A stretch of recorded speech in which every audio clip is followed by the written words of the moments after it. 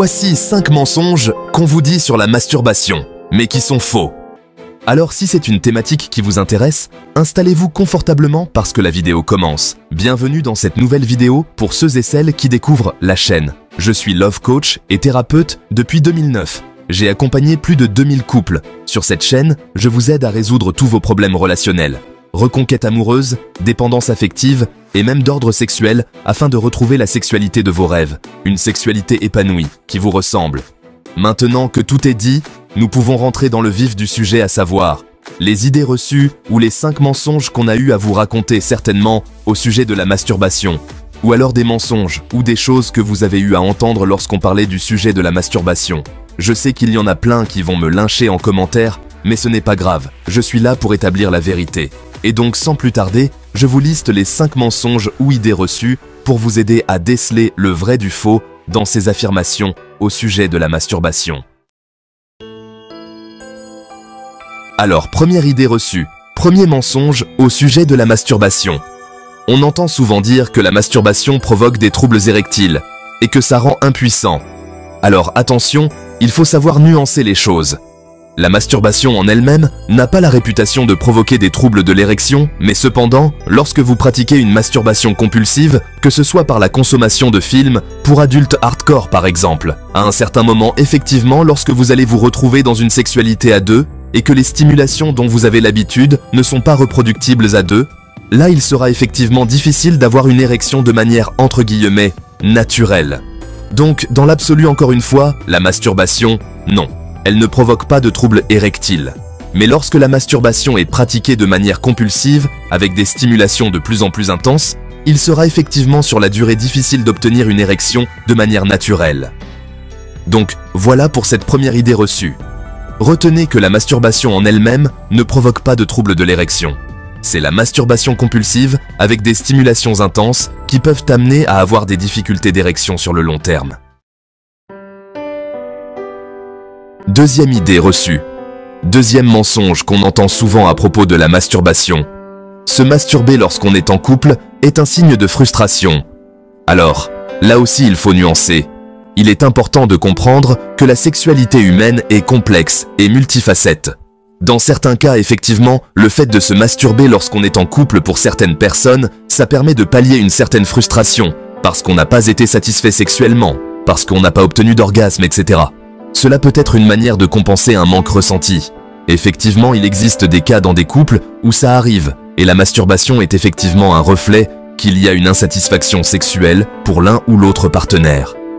Cela peut être un indicateur de problèmes plus profonds dans la relation. Maintenant, il y a des cas aussi où la masturbation est une forme de plaisir différent qui contribue à l'épanouissement sexuel individuel de la personne qui pratique la dite masturbation. C'est une manière de se connecter à soi-même et de découvrir ses propres désirs. Mais dans ces deux cas, là où le problème se pose le plus souvent, du moins dans ce que j'ai eu à rencontrer lors de mes coachings privés, c'est la perception de l'acte par le partenaire. Souvent, lorsque le partenaire apprend que l'autre se masturbe, le partenaire le prend mal. Le partenaire le prend personnellement comme un signe d'insuffisance personnelle. Cela peut créer des tensions et des malentendus dans le couple. Et quand je dis personnel, je parle du partenaire qui ne pratique pas la masturbation et qui apprend que l'autre se masturbe. Ce partenaire peut se sentir rejeté ou inadéquat. Histoire que vous ne fassiez pas de confusion, il est crucial de bien comprendre les dynamiques en jeu. Et donc, c'est à ce moment-là souvent que je me rends compte que ça pose une problématique, parce que parfois, quand l'autre apprend que son ou sa partenaire se masturbe, alors qu'en fait, il y a déjà une sexualité à deux, il ou elle ne va pas comprendre pourquoi l'autre a recours à la masturbation. Cela peut être perçu comme un manque de satisfaction ou de désir. L'autre peut avoir tendance à le prendre comme une forme de tromperie. Cela peut éroder la confiance et l'intimité dans la relation, alors qu'en fait, entre guillemets, pas du tout. La masturbation peut être une pratique tout à fait normale et saine. Il faut vraiment vérifier dans quel cas de figure on se trouve. Chaque couple est unique et chaque situation doit être évaluée individuellement. Est-ce que, effectivement, la masturbation permet de pallier une frustration sexuelle au sein du couple, ou est-ce que c'est simplement une habitude personnelle? Ou est-ce que l'autre considère simplement la masturbation comme une forme de plaisir individuel, qui contribue à un épanouissement personnel? Cela peut être une manière de se détendre et de se faire plaisir sans impliquer l'autre. Et qui ne remet pas en cause les compétences sexuelles, érotiques, et j'en passe, de l'autre, de son ou sa partenaire en question. La communication ouverte et honnête est essentielle pour éviter les malentendus. Donc cette affirmation comme quoi la masturbation en couple est un signe de frustration, oui et non, ce n'est pas tout à fait vrai. Il est important de considérer le contexte et les motivations de chacun. Troisième idée reçue, troisième mensonge qu'on entend souvent à propos de la masturbation rend malade, ça donne des boutons, etc.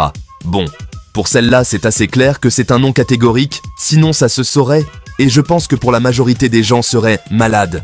Et simplement pourquoi?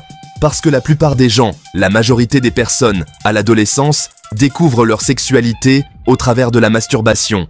Je ne discute pas ça avec vous, parce que ce n'est pas moi qui l'invente, ce sont des faits. Donc la masturbation ne rend pas malade. Quatrième idée reçue. Quatrième mensonge qu'on entend souvent à propos de la masturbation. On entend souvent dire qu'à force de se masturber, on développe un problème d'éjaculation prématurée. Alors, là encore, il faut nuancer et bien comprendre les nuances de cette affirmation. La masturbation en elle-même ne provoque pas d'éjaculation prématurée. C'est un mythe qui mérite d'être déconstruit. Cependant, si vous avez l'habitude de vous masturber de manière compulsive et donc addictive, cela peut poser problème. En étant un maximum, j'ai envie de dire crispé, vous pouvez entraîner des habitudes néfastes. Donc, si vous avez l'habitude de vous stimuler de manière à avoir une tension musculaire au maximum, effectivement, vous risquez d'aboutir à une éjaculation prématurée lorsque vous êtes dans un rapport à deux. En parallèle, si vous pratiquez la masturbation de manière compulsive et que ça déteint sur votre sexualité à deux, cela peut créer des problèmes. Vous perdez l'habitude d'avoir une sexualité entre guillemets à deux, ce qui peut compliquer les choses. Le fait de revenir à une sexualité à deux, donc plus naturelle, peut provoquer une forme de stress, qui est également à l'origine de l'éjaculation prématurée. Le stress joue un rôle crucial dans ce phénomène. Donc il faut vraiment savoir où est-ce qu'on se situe et comprendre les causes sous-jacentes. Encore une fois, la masturbation en elle-même n'est pas à l'origine de l'éjaculation prématurée. C'est une idée fausse. Au contraire, dans certains cas, la masturbation, lorsqu'elle est bien conduite, bien guidée, elle peut même s'avérer thérapeutique. Elle peut vous permettre de pallier un problème d'éjaculation prématurée en vous aidant à mieux contrôler votre corps. Donc en bref, l'affirmation selon laquelle, à force de se masturber, on développe un problème d'éjaculation prématurée. Je pense qu'il faut encore une fois de plus nuancer et examiner le contexte. Donc pour moi, c'est oui et non. Il faut savoir dans quel contexte on se situe et comment on pratique la masturbation. Cinquième idée reçue, cinquième mensonge qu'on entend souvent au sujet de la masturbation. Une femme qui se masturbe avec des sextoys ne peut plus apprécier des rapports sexuels à deux. C'est une idée qui mérite d'être examinée de plus près. Alors, là encore une fois de plus, il faut nuancer. Il est important de comprendre que chaque personne est différente et que les expériences varient. Lorsqu'on se masturbe avec un sextoy, ça n'a pas nécessairement un impact négatif sur la sexualité à deux. En fait, cela peut même enrichir l'expérience sexuelle partagée, à moins qu'on ait une masturbation encore une fois de plus addictive compulsive avec des stimulations intenses. Dans ce cas, il peut y avoir des complications, c'est-à-dire que dans le cas du sextoy, il faut faire attention à ne pas tomber dans des habitudes qui pourraient nuire à la relation de couple. Si vous utilisez des sextoys qui sont très décalés de ce qu'on peut avoir dans une sexualité à deux, cela peut poser problème. Par exemple, si on utilise des godes extra larges, cela peut créer des attentes irréalistes. C'est difficile d'avoir des verges de taille extra large. La réalité physique est souvent différente. Du moins c'est rare, à moins qu'avec votre partenaire, vous décidiez d'utiliser ce type de sextoy. La communication est clé. Et ça, c'est quelque chose qui vous appartient aussi. Chacun doit trouver ce qui fonctionne pour lui. Donc si vous avez une masturbation avec un sextoy de manière compulsive addictive, avec des stimulations qui sont très décalées de la réalité, effectivement, il peut s'avérer difficile pour vous de retrouver du plaisir dans une sexualité à deux qui exclut justement l'usage des sextoys. Il est important de trouver un équilibre. Si vous ne vous faites pas accompagner, bien évidemment, un professionnel peut aider à naviguer ces défis. Mais en dehors du cas que je viens de vous énumérer, l'usage du sextoy durant la masturbation ne signifie pas qu'on aura du mal à apprécier le plaisir d'une sexualité à deux. Cela peut même être complémentaire. Et à ce moment-là, le sextoy ne fait pas de baiser. Les interactions humaines sont irremplaçables. Le sextoy ne fait pas de câlin. La tendresse et l'affection sont uniques à l'humain. Le sextoy ne fait pas de tendresse. Ces moments intimes sont précieux. Et donc ça veut tout dire. Voilà. En fin de compte, c'est à chacun de trouver son propre équilibre et de communiquer ouvertement avec son partenaire. Voilà 5 idées reçues, 5 mensonges au sujet de la masturbation que je vous ai énumérés dans cette vidéo. Il y en a plein d'autres. J'aurais pu aller même jusqu'à 10 tellement il y en a. Mais si vous en avez d'autres, mettez-les moi en commentaire et peut-être que je reviendrai plus tard avec une autre vidéo complémentaire pour aller un peu plus en profondeur sur les petites idées reçues qu'on entend un peu partout au sujet de la sexualité.